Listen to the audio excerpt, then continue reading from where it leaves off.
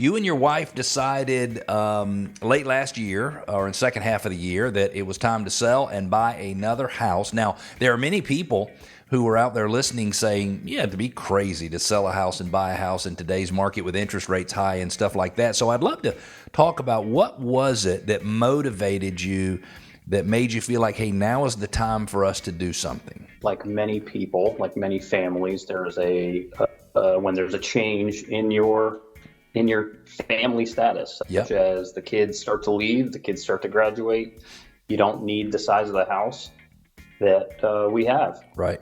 So I've got one adult, two adult children, but one's in college and one's about to graduate high school.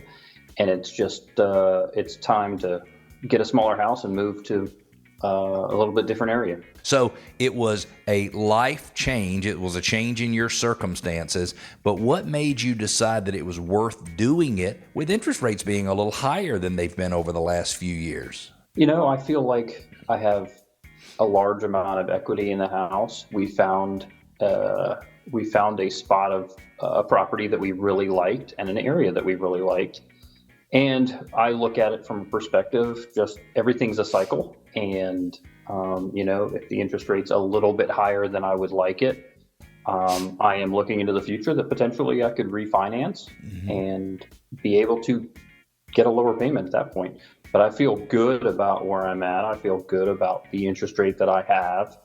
And I feel like the things in my life took precedence over a point on an interest rate. We've been in our house for 23 years. Okay.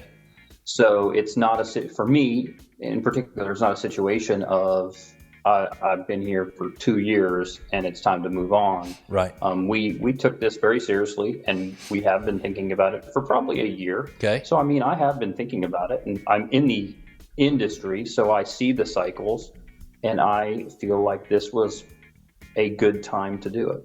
Now, sometimes husbands and wives or partners, whatever relationships look like, sometimes they're not on the same page when it comes to buying a home. Were you and your wife pretty much on the same page when you found what worked for you? Did it also work for her? Did you have some compromises that you had to work through? We had some compromises we had to work through. Okay.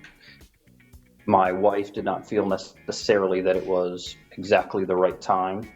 Okay. But the compromise would be we found a house that she loved and a piece of property that she loved. It's a new home that we're building. Okay. And it's interesting and maybe funny to some of the listeners, but it's one of those properties that still has a couple trees on it, large trees that are, that spoke to her, right. so to speak. Oh, nice. Hey, this is a beautiful tree.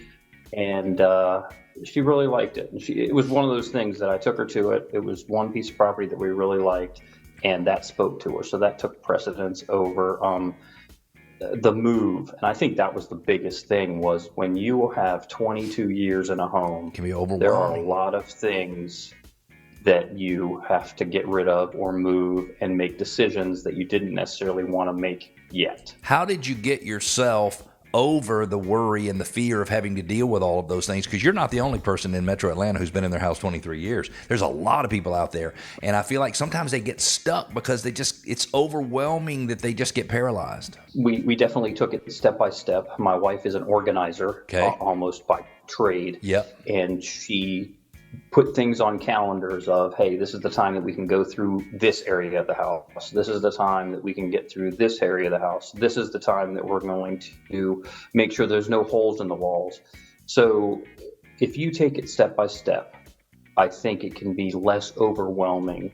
And we ended up giving a lot of things to Goodwill. We ended up selling a couple items on, a social media website, and then throwing some stuff away that if you haven't touched it in 10 years, do you really need it? The answer is probably no.